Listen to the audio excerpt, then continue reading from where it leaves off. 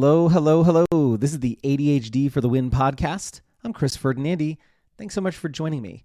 Last episode, we talked about how meetings create this effect called the temporal dead zone for folks with ADHD.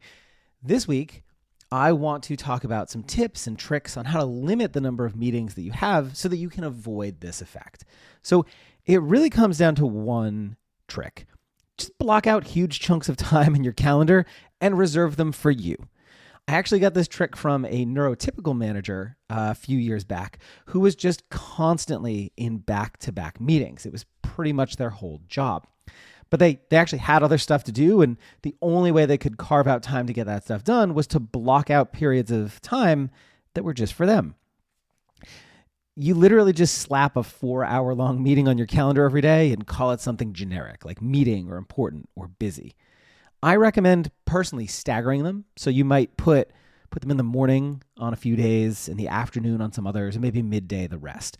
And this provides different windows for people who genuinely do need to book time with you. But also be aware of your ADHD flow and your routines. A lot of folks with ADHD find they work best during certain times of day. So go ahead and reserve those for yourself because, ultimately you need to be able to do your work. If you're in a position to do so, you can also start declining meetings if you already have too many in your calendar. Like let's say you're already just kind of blocked out. Just decline the meeting going forward and say, I'm sorry, I'm no longer able to attend this meeting. You don't need to provide an excuse or an explanation. You can just deny the meeting. You have a right to reclaim your time.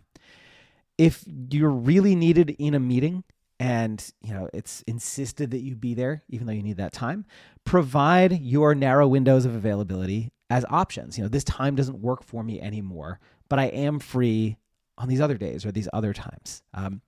Really, a lot of what you need to do is structure your work and your environment around your needs, because the way they're built by default is around the needs of neurotypical folks, and that's just not going to work for folks like us.